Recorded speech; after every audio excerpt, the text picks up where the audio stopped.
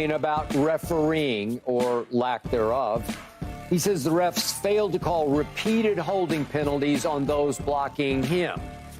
After Sunday's loss in Miami, he posted a picture of himself being held without a penalty, and it's some picture. We'll get to it in just a couple of minutes here. But now Cowboys owner Jerry Jones says he agrees with Micah's assessment that referees make judgment calls on him and that refs don't call penalties if they think Parsons won't get there and make the play. Jerry said that doesn't work for Parsons because he's about to get there almost all the time. Jerry says that his son Steven, who's on the competition committee, will ask that committee to address this issue. Jerry said this is not the first time that penalties have been defined by unique skills of a player. Not the first time at all. It's happened to us. Richard, you first. Do Micah and Jerry have a point? Very rarely do I agree with Jerry, as you know. But yes, he definitely has a point. Every pass rusher, every great pass rusher in this game today will agree with everything that was just said. Myles Garrett, Nick Bosa, T.J. Watt, Max Crosby, they would all say, Micah Parsons, stand on the table, Jerry Jones, go to the competition committee and do the same thing. But in the same breath, Jerry Jones and every single one of these owners will say, well, we want it officiated like that. We want our quarterbacks to be safe. Because if you let these guys, and you call it like you should, because you can call holding on Nick Bosa just about every play, on Micah Parsons just about every play, on Myles Garrett just about every play. If you call it like you're supposed to, then these offensive linemen will take their hands off. They'll play it straight, and they'll get beat. And these quarterbacks will be on IR before you bat an eyelash because these guys are ferocious. They're great at what they do. They have great technique. So Jerry's saying one thing, but if his quarterback is staying safe and staying upright, then he's okay with it. But if his pass rusher, on the other hand, is getting held, then he's got a problem with it. So I think they're making a whole lot about nothing because they are part of the competition committee, and they know that they're going to handicap the defense in every single way they can because they want, not only do they want points, but they want these quarterbacks that they're paying all of this money to be upright and healthy for the entire season so they can sell these games. You don't want two backup quarterbacks going at it for the whole season. Like this season we have so many backup quarterbacks. The AFC North especially, you got so many backup quarterbacks. The ratings, I'm sure, for those games aren't what they should be otherwise, aren't what they would be, and the records aren't. And so, yeah, I think they have a great point, but I don't think Jerry really wants to make that point. Because if they make that point, then you got other guys that are going to get freedoms too. All great points. You know, does he get held? Yes. He's in the trenches. There's going to be grabbing and holding, and guys are going to slip off and grab him around the neck, and another guy's going to double team him and grab him around the waist. So it's going to happen. That's just the reality of it. Even when defensive backs are in press coverage, they hold, they grab, that's what they handsy. And so when you look at Micah Parsons' situation, the way that I look at it is, when are these things happening? Okay, are they egregious? Is it a game-changing, defining moment in time that these are happening? Could he have closed out the game because he gets scot-free to the quarterback, then all of a sudden he's held? That's when you complain. Because throughout the course of the game, he's going to get held. If he's playing an average of 50 snaps a game, he's going to be held on half of them if he's rushing. I agree. I mean, that's just the nature of the beast. And like Richard is saying, you're bringing eyeballs to him, but now you're getting ready to open up a Pandora's box to everybody else in the league that goes against the quarterback.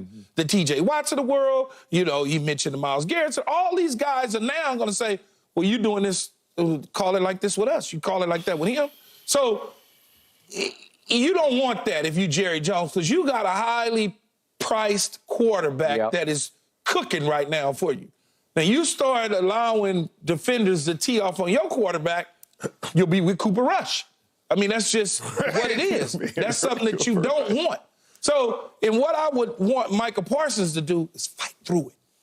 Just fight through it, man. And I understand his frustration, and I understand all that, Skip, and he wants his fair share. But you gotta find a way. No excuses. Don't complain. Don't make any excuses. Just find a way to get it done. Okay. I'm going to give Jerry Jones 1 point because I was fortunate enough to be in Chicago in 1998, and I got to cover Phil Jackson coaching Michael Jordan through the playoffs.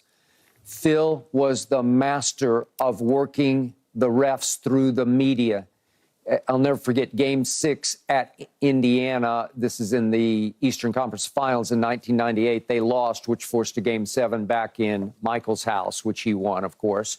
But Phil went off on the referees, and you plant seeds in their psyches that would maybe give you the benefit of the doubt on some calls in a Game 7. So is Jerry planting seeds in the psyche of the refs who are second-guessing themselves, like, maybe we should have called this, maybe we should have called that?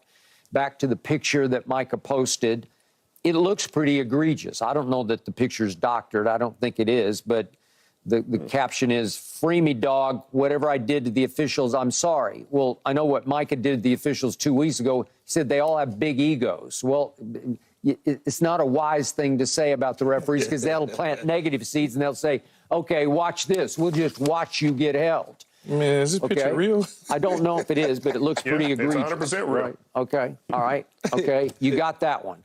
All right. Now to Keyshawn's point.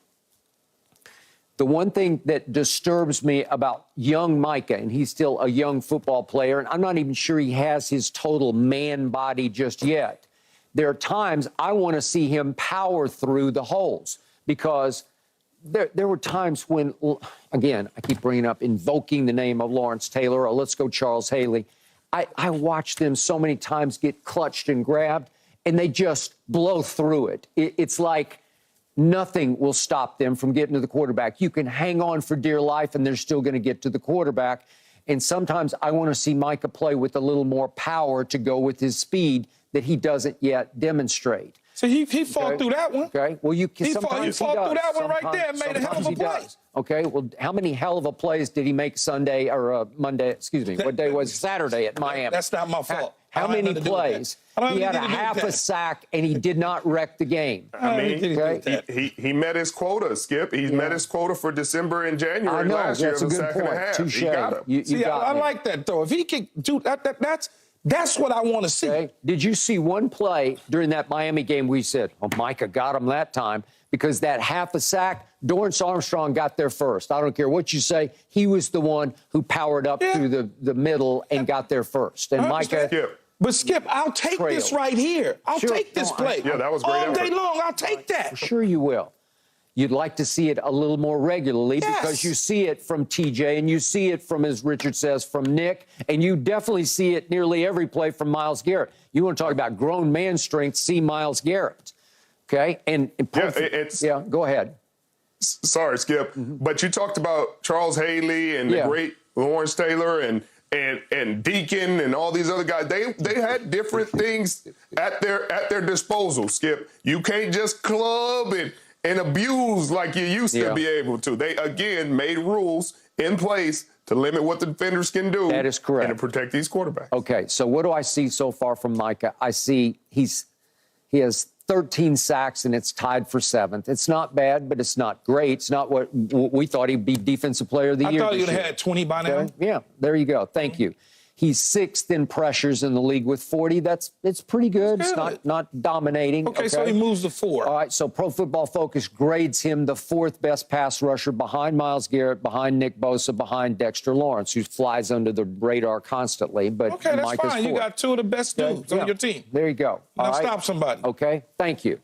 Now, back to your point. This is my biggest point about this. You just lost back-to-back road football games.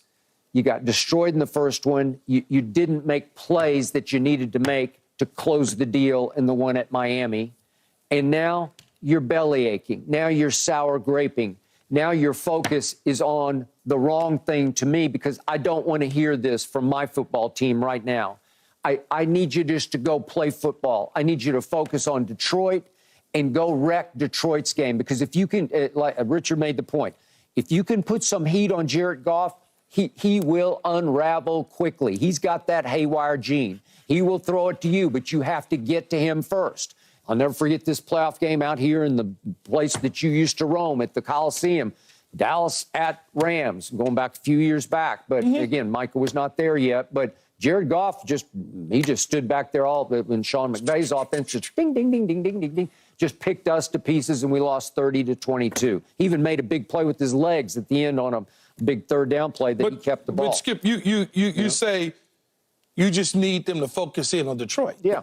Well, this is all part of the plan. Yeah. Part of the plan is focusing in on Detroit to get the attention of the referees because they know what running game is coming to town. Yeah, but there's a lot of excuse making built in. Well, here. I don't necessarily call it excuse making. I call it bringing attention to what's been going on because you're getting ready to go up against a team that's going to try to run the ball down your throat. So if you can bring this awareness to the referees at a moment in a time that you get ready to play them, and they see some of these egregious acts that went on in the Miami game, because one of the things that the referees do is they watch the film too, to better understand blocking schemes and what teams are doing, so they can make the right calls. So I don't mind what Jerry is in Micah Parsons. But right now, I'm more concerned about pancaking than holding because I'm afraid we're going to get pancaked a lot in the run game. Well, that might be true. Yeah, okay. And Micah might get pancaked because he's soft against the run. I'm sorry, he just is. And you said it. I did. Yeah, I mean, look, Skip, I feel like it's part of the gamesmanship. I don't think Jerry necessarily means it because in these playoffs, they ain't calling nothing. I'm going to let you know that. I know that. We know that. They know that. They're not calling anything. So you better learn to fight through it because in the playoffs, on those edges, whether it's receiver, corner, or tackle, DN, they're going to let it go unless it's really egregious, unless it's really outlandish. Yes. Because they want the game to be determined by the players on the field. These are the referees that likely call it the least amount of penalties throughout the years, or at least made the least amount of mistakes. Those are the referees that get in the playoffs. So I feel you, Jerry, but you know, when crunch time, when the rubber meets the road in these playoffs, they're swallowing their whistles. That is correct. So to sum this up, the point that Jerry is making, that Micah has made, is that refs go with judgment calls on, did you get held to the point that you couldn't make a play that you were about to make? If you get held away from the ball or away from the passer, they just let it go. So it's harder on Micah because he's going to get there a lot more than most rushers get there. So that's their issue, is that have they planted enough seeds to say, watch, because maybe he's going to get there quicker than you think he was going to get there, right? Okay.